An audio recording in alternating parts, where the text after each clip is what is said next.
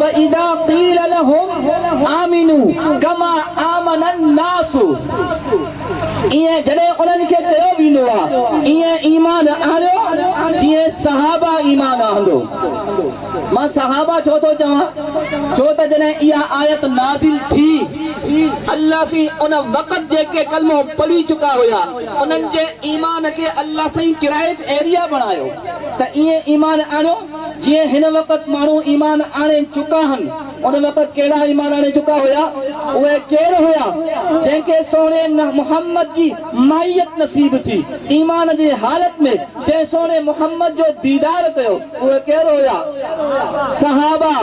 रब साईं सहाबा जे ईमान खे हर मुसलमान जे लाइ किरायत एरिया बणायो आहे। जंहिंखे कलमो पढ़णो आहे इएं पढ़ो जीअं सहाबा पढ़ियो, जंहिंखे ईमान आणो आहे इएं आणो जीअं सहाबा आंदो, जंहिंखे इबादत करणी आहे इएं कयो जीअं सहाबा कई, जंहिंखे रोज़ो रखणो आहे इएं रखो जीअं सहाबा रखियो, जंहिंखे हज करणो आहे इएं कयो जीअं सहाबा कयो।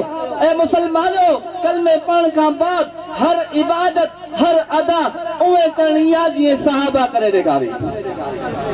सहाबा किरायत एरिया क़यामत ताईं अचण वारनि जे लाइ हर अमल जे लाइ अल्लाह साईं दसियो, सोने मुहम्मद पहुचायो, सहाबा करे ॾेखारियो।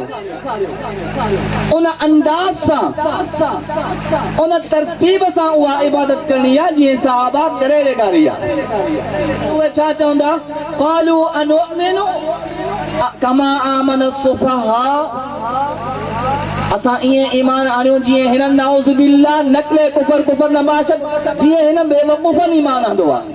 जेको शख्स सहाबा के सिर्फ बेवकूफ़ तो समझे अल्लाह जी नज़र में उहो मुनाफिक आहे। इन्नल मुनाफिकीन फी दरकिल अस्फली मिनन नार, ऐं मुनाफिक उहो आहे जेको जहन्नम जे तरे में सड़ंदो, ऐं जेको सहाबा जी गुस्ताखी करे, जेको सहाबा ते तबर्रो करे, जेको सहाबा के घटि वधि ॻाल्हाए त उहो मुसलमान कीअं रहंदो? जेको बेवकूफ़ समझे तो अल्लाह से उनके मुनाफिकन जी लिस्ट में शामिल करे छॾियो, ऐं जेको घटि वधि ॻाल्हाए उहो मुसलमान कीअं रहंदो? अल्लाह तबारक व तआला खां दुआ आहे रब से असां तमाम कलमे पढ़ण वारनि मुसलमाननि जे दिलनि में क़ुरान जी भी मोहब्बत नसीब फरमाए ऐं सोहणे सहाबा जी मोहब्बत नसीब फरमाए। जिंदगी बाक़ी मुलाकात बाक़ी। व आखिर दावन अल्हम्दुलिल्लाहि रब्बिल आलमीन।